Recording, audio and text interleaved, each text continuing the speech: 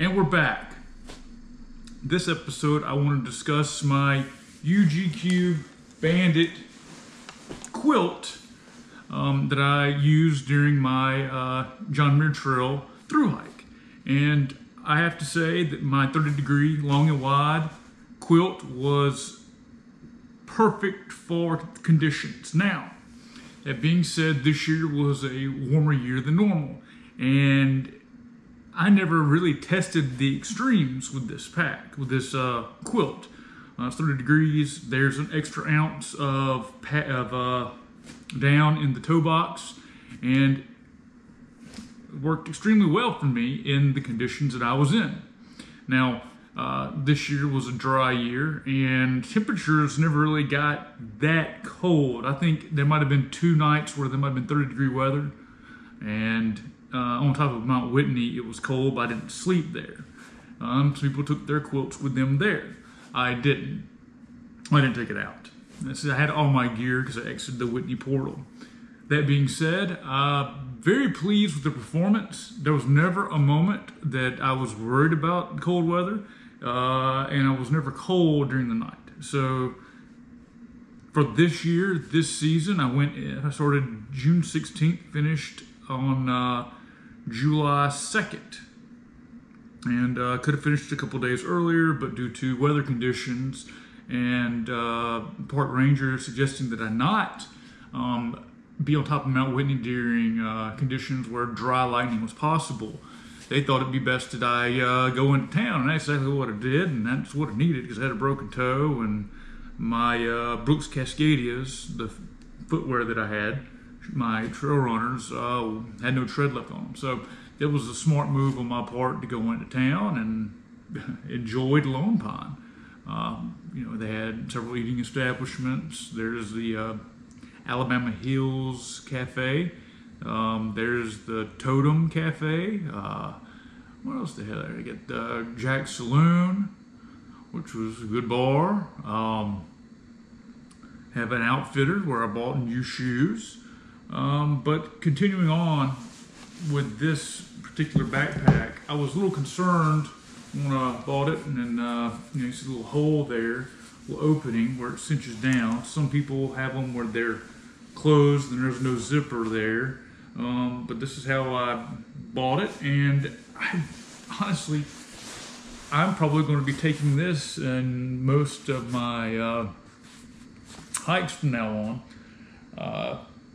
Probably not in the south of the Smokies, and for the rest of the summer when I do go, probably next week or two, I'm going to probably do another hike overnight. And you know, it's important that you get exposed to different types of gear. You know, I've been a sleeping bag guy for 20 years, and this is my first quilt, and a great investment. I think it was like $300 total cost. I think that included shipping. Anyway, good pack. Have multiple colors. This one is long and wide. It was more than enough material there. Can't say I would go with anything smaller because I haven't exposed anything smaller to go in a regular sized quilt. That being said, I was never cold. Conditions made it so there was no issues with cold weather. There was a couple times I actually was a little warm. 30 degrees quilt. I did have a liner, which definitely helped. I slept one night without the liner, and there was definitely a difference there.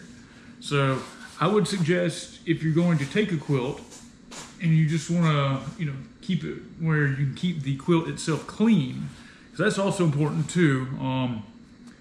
You don't want to be in a situation where you're constantly having to wash it because you're getting dirty. I actually haven't washed this thing as of yet.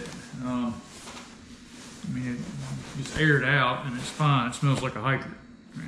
So not in a situation where I need to be sleeping in it regularly. I've been keeping it in a little Tupperware, big plastic container. Packs down like so, and it's, pleased with it. Great investment on my part. No regrets. there's several different options with the UGQ Bandits. There's similar manufacturers. A lot of people are going to quilts.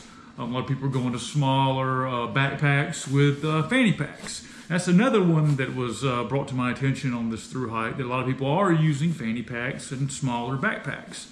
And they're putting, the little first aid kits, the day's snacks in that little pouch in front, which, is all good. And I encourage everybody to experiment with different types of gear and find out what works for them, because there's no one way of doing any of this stuff. Some people have the sleeping bag still, but the quilt, I just think is such a versatile tool, and you can shave a little bit of weight with using a quilt as opposed to a sleeping bag. And if you have the proper, which I use the Nemo tensor for my sleeping pad, so maybe the two together worked as a great combination, worked out wonderfully. Somebody else may be doing a different sleeping pad. They may use a foam sleeping pad, which may change how this dynamic works. So I don't know. But for my purposes and for my sleep setup, this was absolutely everything I needed. And, going to try to put out some more content. Still working with some of the computer issues, but we're going to keep on putting out content, and hopefully you guys have a good rest of the week. Anyway, take it easy.